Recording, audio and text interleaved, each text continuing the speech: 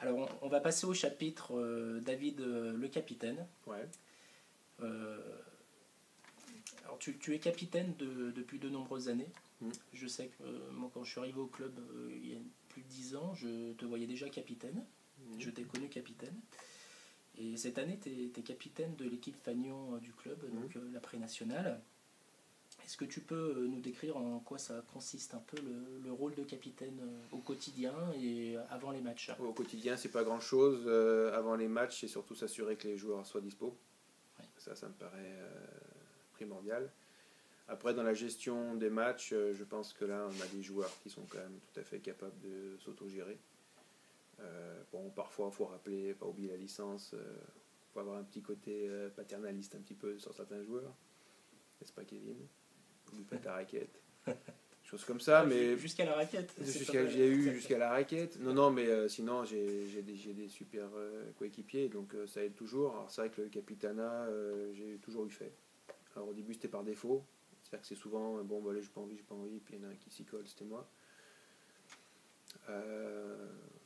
Pourquoi, je sais pas pourquoi moi. Là j'ai peut-être une idée, c'était que c'est moi l'ancien de l'équipe. Alors des fois c'est souvent comme ça. Celui qui a plus de bouteilles ou je ne sais pas, mais il n'y a pas besoin de faire grand-chose. D'accord. Qu'est-ce que représente pour toi le rôle de capitaine? Est-ce qu'il y a quand même un devoir pendant les matchs d'être serein, d'avoir l'œil sur tous les matchs Non, parce que ça, d'être serein, je ne le suis pas tout le temps, donc malheureusement je ne véhicule pas une image tout le temps de sérénité absolue. Non, moi ce que j'aime pas, c'est, on va dire l'injustice, c'est un grand mot, mais de dire quand on a l'impression qu'on se fait banane par une équipe ou que les joueurs sont mauvais, là j'ai un petit peu tendance à monter un peu l'écrou. Ouais. Mais c'est normal. C'est-à-dire faut que pas se laisser faire. Voilà, j'aime pas bien me laisser faire. Dans la vie en général, j'aime pas bien qu'on m'emmerde. Est-ce que tu peux nous décrire le début de saison donc de la pré-nationale et quels sont les objectifs de l'équipe? Le début de saison a été bizarre parce qu'il y a eu beaucoup de changements. Donc il y a eu changement de salle, on a perdu Jérôme Jessie. Si vous avez des nouvelles. Je l'ai croisé la semaine dernière. Ouais, moi aussi, j'ai cru comprendre qu'il des fois il venait. Il est toujours aussi mauvais au passage, mais bon.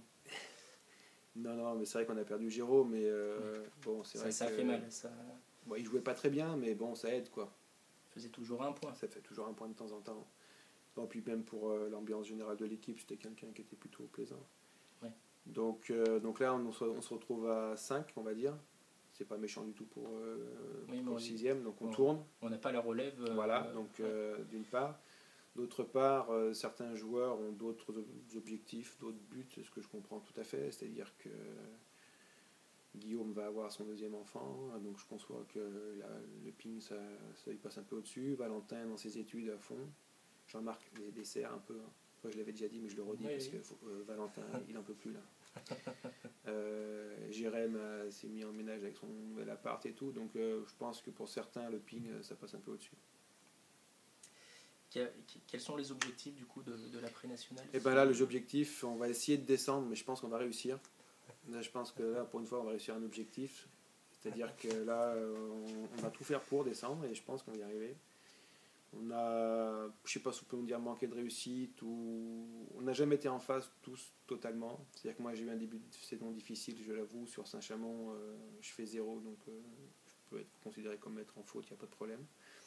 Il y a un match sur Albertville, on doit aller gagner, mais tranquille, on a amené Jérémy, mais il était au fond du fait tout, fiévreux, tout ça, il m'a même fait peur, il dormait, il était tout blanc, il était pas terrible. Donc à chaque fois, on a des circonstances qui font qu'on perd le match 11-9. Quoi. Donc là, samedi... À 5 en plus. Voilà, samedi, on a joué, je pense, l'équipe la plus forte. Et on perd 13-7. Ça s'est mal goupillé à chaque fois sur les... Il y a au moins 4 matchs en 5-7. Ouais, c'est ça. Ça aurait pu basculer. Bon, moi, du moment que l'équipe a l'impression de bien jouer, je pense que ce match, le samedi, c'était important parce que j'ai vraiment retrouvé les joueurs. C'est-à-dire que j'ai retrouvé Jérém. Valentin il a fait ce qu'il pouvait. Guillaume, il a manqué vraiment de réussite parce qu'il a joué bien. Et bon, Ouais. dans l'ambiance générale, c'était pas mal. Quels sont tes objectifs à toi pour cette saison? Ben, moi, donc, au niveau perso, donc, déjà, ça va un petit peu mieux que le début de saison, ça c'est déjà pas mal. J'ai pas d'objectif perso à me dire faut que je sois à peu près, faut que je sois à tel classement. Ça. Moi, du moment que moi, mon objectif, c'est vraiment de prendre du plaisir à la table, donc ça suffit. D'accord. Qu'est-ce que tu souhaiterais voir s'améliorer au sein de ton équipe? Mon équipe, pas grand chose. Moi, je pense que j'ai vraiment des gars vraiment bien. J'ai pas grand chose à leur reprocher, donc qu'on continue comme ça. D'accord. Si tu devais choisir un joueur d'avenir à intégrer dans ton équipe, qui est-ce que tu choisirais? Sami Elmana, Koen Bonan, Jérôme Sage ou quelqu'un d'extérieur? Alors, comme joueur d'avenir, Koen, bon, ben, on va dire que bon, c'est foutu. Hein. Désolé, Koen, mais c'est pas possible. Sami a fait une très belle prestation samedi. Il pourrait. Je pense que maintenant, ça dépend que de lui. C'est-à-dire que soit il décide qu'un jour, tout ce qui est en dessous de ses fesses, qu'on appelle des jambes, il décide de les bouger un jour, il pourrait être bon. S'il continue à mettre des clous dans les chaussures quand il joue et puis il bouge plus, ça sera difficile. Mais je pense que franchement, il a 2-3 petits coups de ping qui pourraient gagner facilement 2 classements. Ouais. Maintenant, après, suivant l'objectif pour l'équipe 1, c'est sûr que si on peut recruter du gros, les objectifs ne seront pas les mêmes. Bien sûr, bien sûr. Mais prendre, enfin, on avait eu l'occasion d'en parler avec Jérémy et on était d'accord, c'est-à-dire que à la limite, je préfère prendre quelqu'un du club avec qui on sait que ça va bien se passer plutôt que prendre un mec très fort et qui a une mentalité de merde. Ouais. En gros.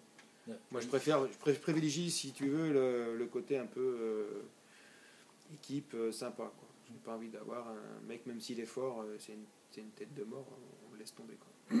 D'ailleurs, c'était cette stratégie que tu avais entrepris quand Valentin avait accédé à la pré-nationale. C'était un petit pari. C'était un petit pari qu'on avait fait. J'en avais parlé avec les membres du bureau à l'époque.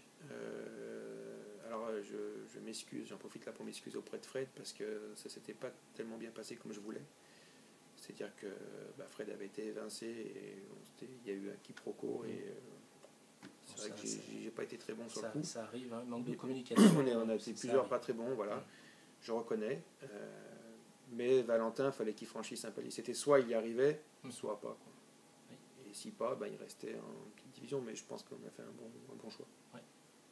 On le voit aujourd'hui, voilà. Il est toujours en progression.